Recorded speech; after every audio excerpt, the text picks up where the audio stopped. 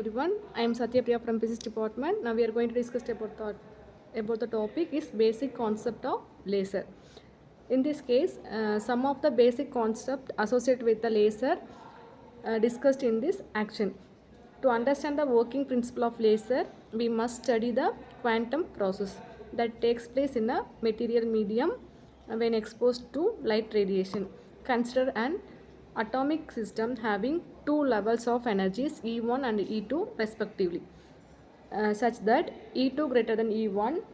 Let N1 and N2 be the number of atoms per unit volume present at E1 and E2 respectively. When an atom is exposed to photons of energy h mu, three important points: stimulated absorption, and then spontaneous emission, and then stimulated emission. First of all, we discussed it briefly in stimulated absorption. The atom in the ground state E1 are raised to excited state E2 after the absorbing a photon of energy h mu, such that E2 minus E1 equal to h mu. This process is called the stimulated absorption. This is upward transition.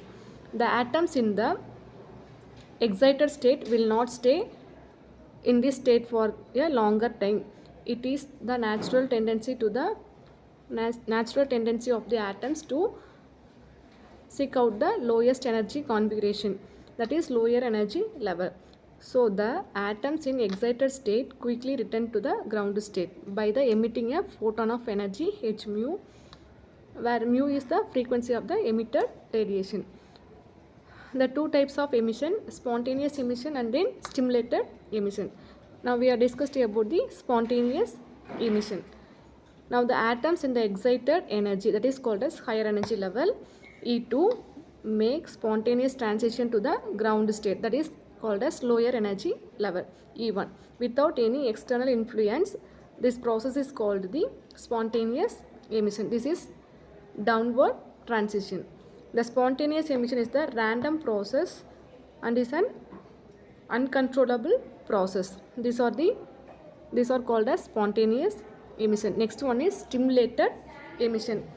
It is an interaction between the atom in the excited state and a photon. During the interaction, the photon triggers the excited state atom to make a transition to the lower energy state. This radiation generates a second photon which would be identical to the triggering photon with respect to the frequency phase and propagation direction. This is called stimulated emission. This is the downward transition. This is called the stimulated emission. And the next one is Einstein theory of spontaneous and stimulated emission of stimulated emission coefficient A and B. In this case, Einstein was first calculated the probability of such transition assuming the atomic system to be in a equilibrium with electromagnetic radiation. Consider an assembly of atoms at an absolute temperature T in which one atom may be in different energy state. N not be the number of atoms per unit volume in the ground state, that is E is equal to 0.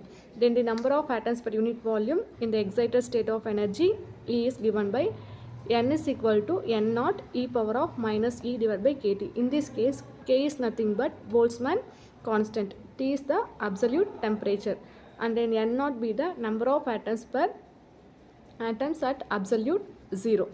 And the next one is N1 and N2 are the number of atoms per unit volume in the state of energies E1 and E2.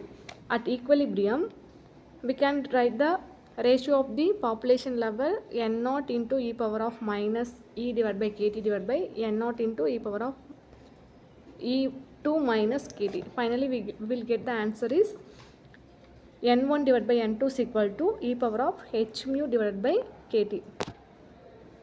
And then Einstein also calculating the coefficient value A and B using stimulated absorption and then spontaneous emission and then stimulated emission.